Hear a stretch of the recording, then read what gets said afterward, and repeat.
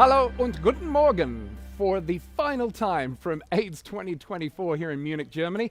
I'm Carl Schmidt, and this is the International AIDS Society and Plus Life's daily kickoff show, coming to you for the very last time from the Global Village, the heart of the conference. It's been an incredible week here, and it's been a pleasure kicking off the day with you each morning. We've got a lot to get to this morning, including our highlights from when we last saw each other, as well as what we're looking forward to today at AIDS 2024.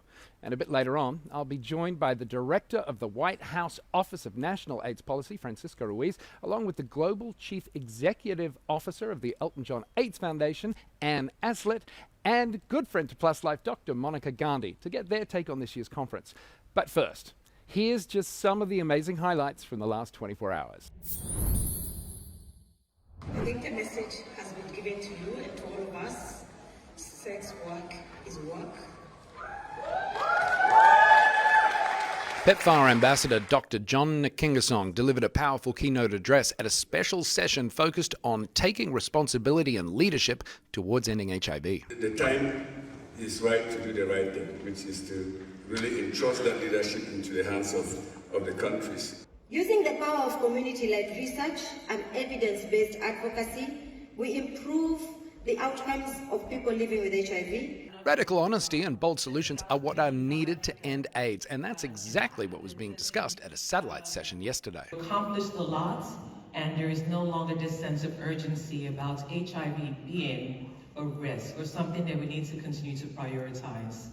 Renowned health journalists gathered for a panel on making complex scientific and policy concepts accessible to a global audience by putting people first, how to translate science and policy to the world. Even when you write about the science, even when you write about the new treatments, prevention options, long-acting PrEP, whatever it is, it's always about the people.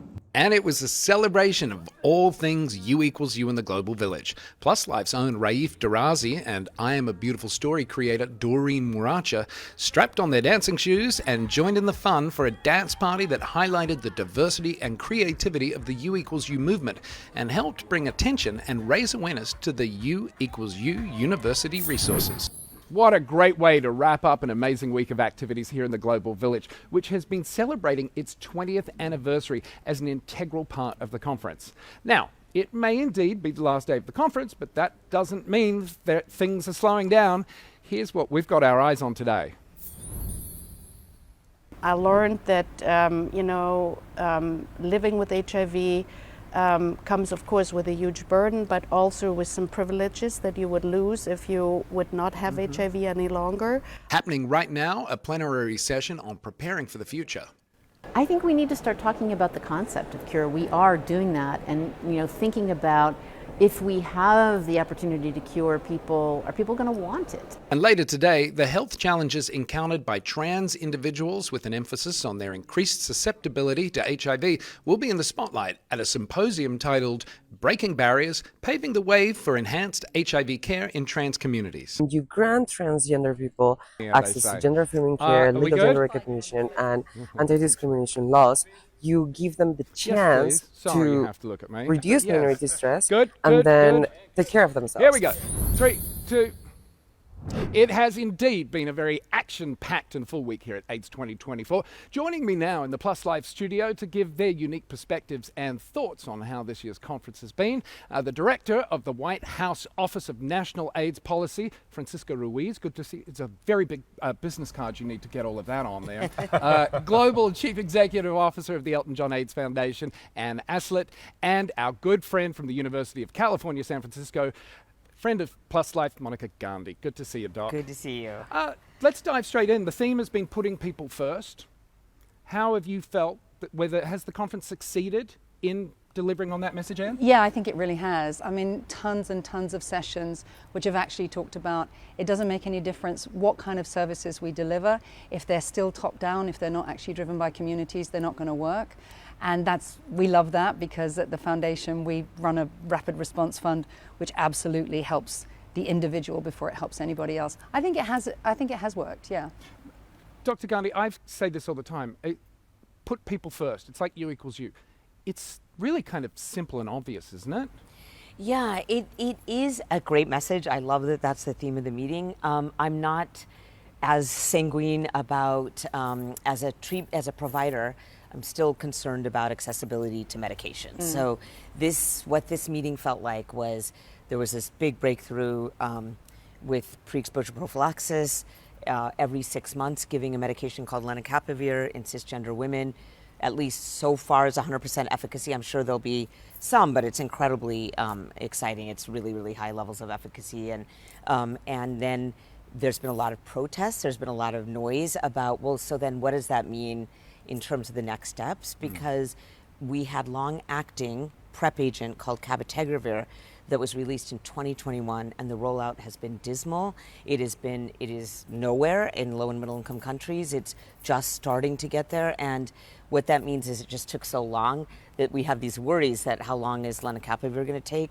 So a lot of like really concrete discussion at this meeting about the medicines patent pool, voluntary licensing, like how are you going to get the pre-exposure prophylaxis to where it's needed.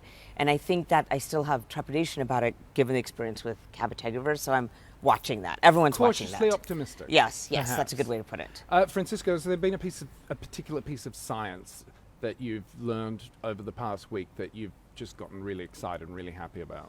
I mean, I think there's been a lot of good kind of conversations happening both in the sessions, but also in the hallways, in the global village. I think that's where that's the science that I love, right? So bringing back not only the science, but the human element to it. And so there's been a lot of conversations talked about the sort of advancements in the prevention side. And we also need to talk about, to your point, the sort of the treatment side. And so how do we sort of fuse that science and how do we get that to real people? And so it's great that we're having these advancements, to your point, and I think the conversations now that I've been having is around equity.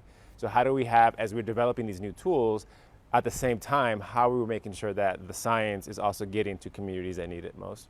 And oftentimes we're very reactive to inequities, and so I'm working with administration as well as colleagues around sort of proactively thinking about what does this mean for Black and Brown, particularly in the U.S., in the South. How does that sort of translate to sort of getting folks getting care in a timely fashion? And I think that's a lot of the conversation. So you're absolutely right about access to medication, and it takes too long. But more and more conversations about actually the civic space for people is closing, and the laws around criminalizing LGBT, people who use drugs, there's a lot of discussion about how we do something about that, because people who are most vulnerable to HIV were vulnerable before HIV came into their life. And I feel there's been a lot of good discussion about that today. In yesterday's show, we were talking about, I asked Melanie Ott, I said, are you surprised that we still have this level of stigma 40-something years on with everywhere? Yes, I am surprised. Why is it still there? I mean, am I not doing my job properly in the media and my colleagues? Where are we getting, why can't we seem to break through it? Is it because it's sexually related and IV drug use related? What is it, Francisco? I think it's all of that, right? I think oftentimes we have we've advanced in our science, but there's still that stigma discrimination. And I think people, even though we know that you're going to live long, we talked about U equals U and the importance of that, but there's still that sort of shame that happens, right? Anything when you involve sex, unfortunately, sort of is very taboo. Something that we all enjoy. I mean, come on, let's be honest. And so I think, a lot of communities sometimes have struggled with that, having those conversations. I think there's a lot of shame that happens. We've also seen a lot of sort of chemsex, right, happening. And so that also involves mental health and substance use, bringing that into the play. And then beyond that, there's other issues like employment opportunities, housing issues, and so all that comes into place when you talk about, oftentimes it's the same communities who are being sort of marginalized. Monica, was there something that you were hoping to hear or see this week that you just didn't, and you've thought, gosh, missed opportunity? Yes, because the UNAIDS releases its statistics every 2 years in advance of the International AIDS meeting. It's the first day of the International AIDS meeting, so that was in this week, Monday. And I really was hoping not to see that there was zero change basically from the 2022 statistics. So still 1.3 million new infections in the last year, 630,000 deaths from AIDS, and now we are at our highest point of people living with HIV, 39.9, but that doesn't include Russia's statistics, so I think it's higher than that. And that it is all these factors that have led to the setbacks that we just talked about. It has been criminalization, stigma, anti-homosexuality laws, decreases in funding. We've had an 8% decrease in funding for AIDS programs over the last 2 years. People either thinking it's over or not wanting to commit to it. So I like to use optimistic words, and I am, because the energy here is that we're going to fight this, but it's not where we were going to be in 2024, and that is disappointing to me in terms of prevention and treatment outcomes. What about you, Anne, and from the perspective of the Elton John AIDS Foundation, were you hoping to really hear or see something this week that maybe fell a little bit short? I think the thing that is really disappointing is lack of present company excluded, lack of political representation. You know, there were many years in these conferences where you would get ministers of health and head of you had proper representation. Even Clinton was just a few years ago in Amsterdam. Yeah, you know. Yeah, Bill Gates. You know, there were the real champions and leaders, and I think there's a political gap here, which is a signal of the fact that people feel that in many countries that this has moved on, or there are higher priorities. But we need the political will if the medicine and all the behavior change and all the laws really are going to work. If you were to sum up the week for you and what you've gained and not heard and heard, how would you do it? I think there's a lot of promise, but there needs to be responsibility and accountability. I think there's a lot of work happening, and I think it's sort of that tension. Like, there's a lot of great work that is happening, and how do we sort of sustain that work? But then how do we accelerate it? And so there's sort of a lot of that work. And so I think for me, I'm leaving here, going back to the US. Oftentimes in the US, we're sort of focused in on what's happening within our borders. And there's a lot of great models that I've seen outside of the US that I want to bring back to and see how we can sort of scale that up, test it out, and sort of break down the borders in regards to how we do our HIV work. I think I really like hearing you say that, because I remember in Montreal a few years ago, I was having that same conversation with Dr. Kingerson from PEPFAR, saying, you know, sometimes we in America and in our Western countries think we're number one and we're the best. But when you look at some of the success things that have happened in Vietnam and other countries, our egos need to be checked maybe a little bit, because there are opportunities for us to learn. And I've always said collaboration is key. We're all in this together. We're all going in the same direction. And good ideas come from everywhere. Absolutely. And sometimes we might have to put we're number one, or, you know, we're the biggest in the... Just put it aside a little bit and open our arms and say, let's have a chat. Let's try and finish this up on a positive note. With everything you've seen and heard this week, how hopeful are you that we will get on top of this one day and these conferences won't have to happen? Oh yeah, I'm hopeful. I mean, the stuff around PrEP, albeit that it's going to take a while for it to roll out, the idea that there would be a twice a year, almost like a flu shot, and that'll get hopefully to annually, and we were just in a session around progress on vaccines. We will get there. We definitely will get there. My concern is, as I say, the political will, and by association the funding, to make sure that we finish the job, because we have a tendency in the world to kind of get so far and go, okay, we're almost done with that, let's move on. But I know I'm hopeful. What about you? I am very hopeful, actually, because of not just prevention but treatment. So I treat a publicly insured population in San Francisco, and the long-acting treatments have been really helpful if you have experiences with housing instability, like you said, all these other social determinants, that you just come in, get it, and then you move on with your day, and then you have other things to deal with. So I'm very hopeful about the long-acting treatments, and there were quite a few phase 1 studies of other long-acting treatments that are going to be put together. So I am feeling hopeful that between treatment, prevention, someday a vaccine, I hope, that we will get there. We just have to keep on working. What about you, Francisco? I'm very hopeful. I mean, I think you here is the space of that, right? Making sure that people that have the lived experience are helping to shape the narrative. In the past, in the 80s and 90s, we were silenced. We didn't have the microphone.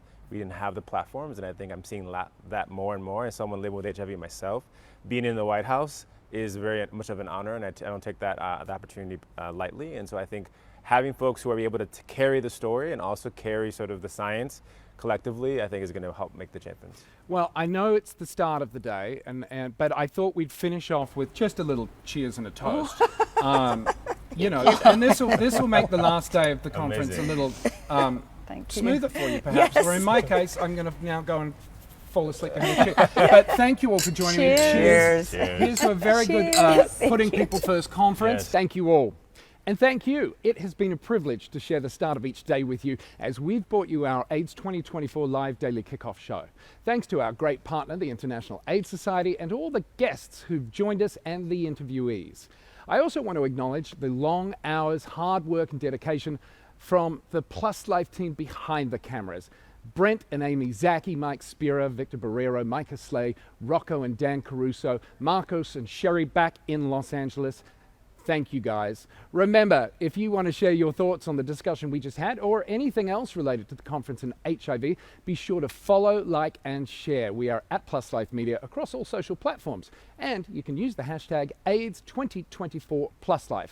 Thank you to all of you who stopped by and shared your stories and said hello to us here in the Global Village this week. That's going to do it from me here in Munich, from myself and the entire team at Plus Life. Thanks for watching. Bye-bye.